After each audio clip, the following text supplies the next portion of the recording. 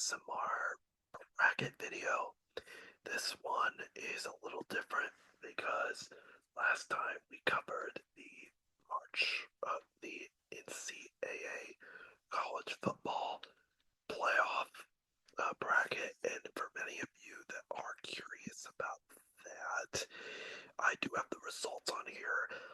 Let's just say that given this video was last posted back in December, I believe. Yep, December, when this all got started.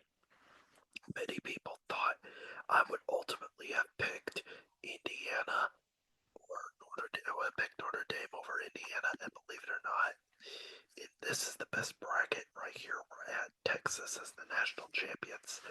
We were and are ranked 118,544th with a 90.7 percentile and 450 out of 900 points gained.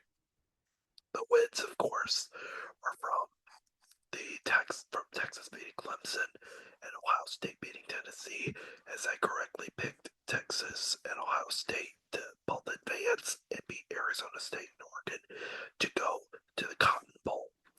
This was where we only had one of these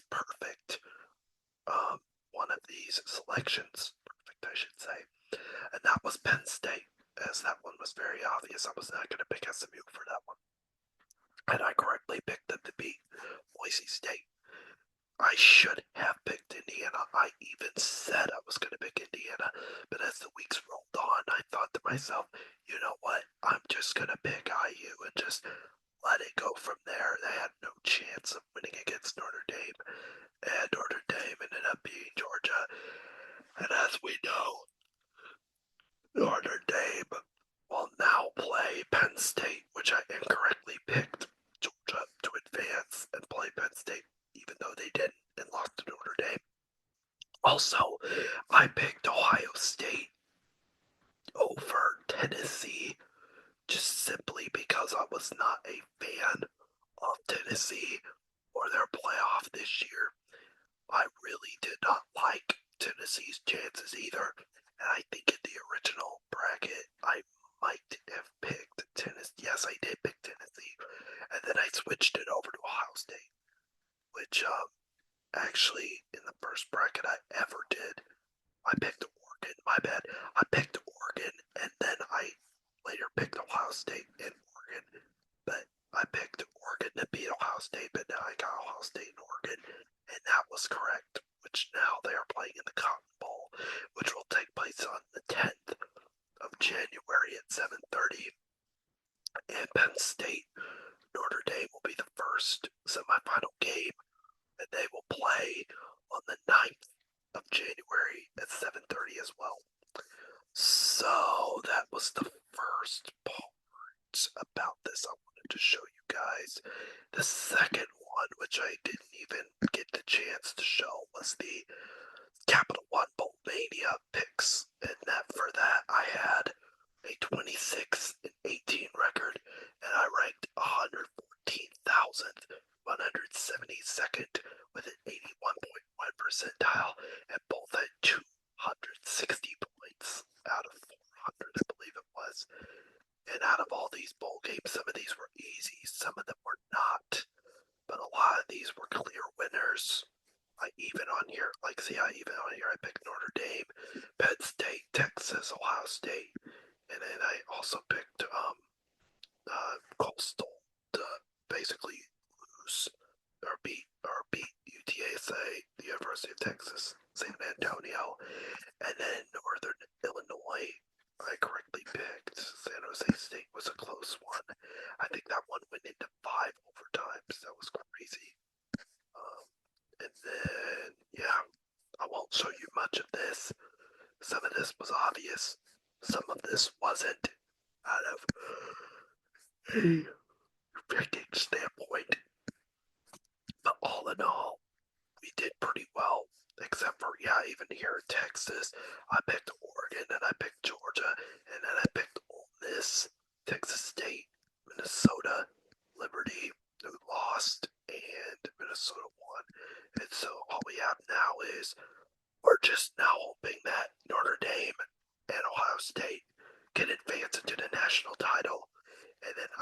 who's going to win out of that.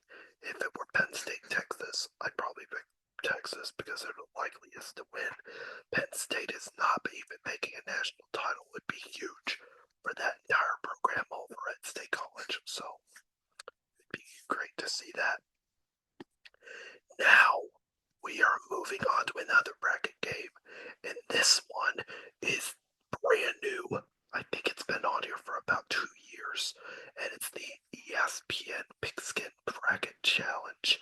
Fill out up to 2 brackets in 2 NFL playoff brackets and create a group and or invite your fantasy football league to win $70,000 in prizes. And so everybody seems to be picking the Detroit Lions to win it all, or the Buffalo Bills or the Kansas City Chiefs. The Chiefs are the lowest to win the championship at 15.1%, Buffalo at 18.5%, and Detroit at 38.1%.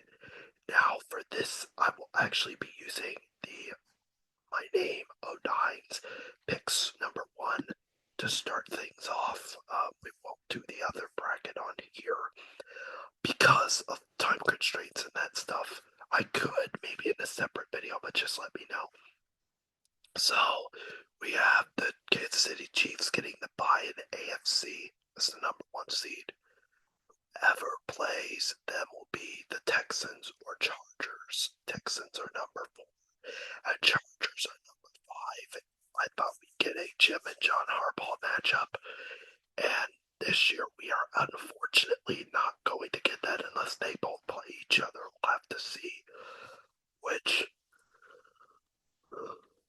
used to matter, but I don't think now it does as much, especially as times have changed. And so it'll be the Texans and Chargers playing against each other in Houston for a spot to go to the divisional round on January 18th or the 19th. The Ravens and Steelers in a classic AFC North matchup will be playing on the 11th at 8 p.m. And I honestly can say both of these teams have good defenses, but one has a better offense. I couldn't even make my picks right now, but I just wanted to introduce the teams. But Russell Wilson and Lamar Jackson are both really big, impeccable species, along with Derrick Henry and that running game for the Ravens. So I'd like to see a competitive matchup out of this one, but this one could be decided down to a field goal. I forgot to mention that earlier. Bills and Broncos. The Bills are the number 2 seed. They are the most likely, in my opinion, to make it to the AFC Championship. They've had the best offense all year long. They've had the best linemen all year long, and they have looked solid. They could beat Kansas City once we get over to the AFC title, and if that happens at Arrowhead, that would not just be the most shocking thing ever, it'd be the most surprising thing ever, and the biggest upset in NFL history. But for the Denver Broncos, that's another tale where you could see a big upset if Denver decides to beat Buffalo at Highmark in the cold. Now they can't afford to have that happen again, so I will get to my pick in a minute. As a matter of fact, I may just pick the AFC side as we're talking about it. I will pick the Bills to beat the Broncos. Unfortunately, the Cinderella story has to end, and I think it will for the city of Denver. But trust me, they will keep that game close. They will keep it very close. And now for the Steelers and Ravens. I'll pick the Ravens like we mentioned. Okay, so that means they get to play the Bills. Let's see if the Steelers. Okay, yeah, that's what I thought. So it flips. So if the Ravens win, they're going to play Buffalo. And if the Steelers win, they're going to play Kansas City. But if the Broncos win, they are going to play Kansas City. And if the Bills win, they just get a home series. And the Steelers or Ravens get to either play the Bills or Chiefs. So for this case, we'll just pick the Ravens out of this one. And then you want to talk about good quarterback receivers, good tight ends, good coach, good team, good quarterback. Well, this is going to surprise a lot of people, but I am actually going to pick, out of much consideration, I would love to see Houston, man, but would you risk having Justin Herbert and these Chargers and Jim Harbaugh being a great story as they are, go all the way to the playoffs and not capitalize on this opportunity?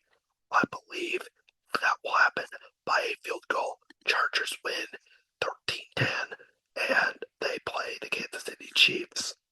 So if the Texans play, yep, it's going to then be the same. So yeah, same opponent if the Bills win, but if the Steelers win, then the Bills will play the Chargers, which I do not believe will be a competitive matchups if the Steelers did win, but for this case, we'll just pick the Ravens. So in the divisional round, which we'll get back to in a minute, it's the Chiefs, Chargers, Bills, and Ravens, I predict, to go to that round. Now let's flip over to the NFC side. The bye will go to the Detroit Lions, and they've been a fantastic team this season, more than I ever expected. If you would have considered this from a historical realm, what they're doing over there in Detroit with Dan Campbell and company is absolutely historic. Absolutely historic. And I believe they're going to win it all, but I don't want to really make that known yet until I get to my picks.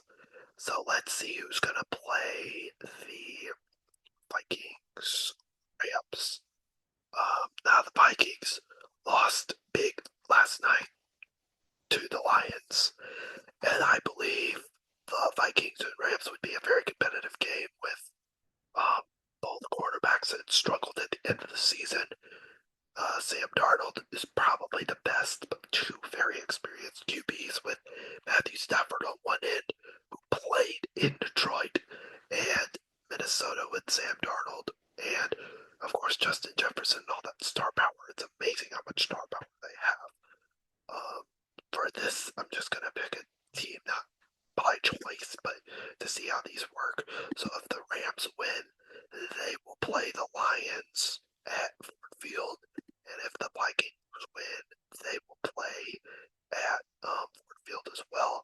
But if the Buccaneers win, actually no, if the Packers win, they will play the Lions, and if the Eagles beat the Packers, then the Vikings will play the Lions.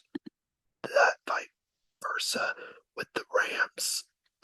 If the Rams win against the Vikings, they play the Lions at home in Detroit, and then the Eagles, if they beat, of course, if they beat the Packers, they get to have a home series against the Tampa Bay Buccaneers, and if the Packers win, then the Buccaneers will host a home series. But for this case, let's just reorganize this back. I will pick the Vikings to win against the Rams. And now let's talk about these two matchups, since I didn't get to those real quick. And no, these two picks right here are not official yet. The Buccaneers and Commanders. Talk about a great story this year has been for both Jaden Daniels and Baker Mayfield. I believe because of experience, Baker Mayfield has what it takes to win this series. I honestly can tell you that right off the bat, because Jaden Daniels is going to probably crumble in this series, and I do believe that the Commanders had a great story going into the year. I believe it ends. I believe the Tampa Bay Buccaneers get to win that one. And then down here, again, this pick isn't official yet. Why don't we give the Eagles more credit? I mean, we talk all year about the Bills and the Chiefs and the Bucks and the Vikings, but no one's talked about these two teams, the Packers or the Commanders, but a lot of people have talked about the Eagles. And the Eagles, to me, have every intangible, have every great asset that you need to have for a good offense. They have Jalen Hurts. They have the success of Saquon Barkley. And not only that, but this team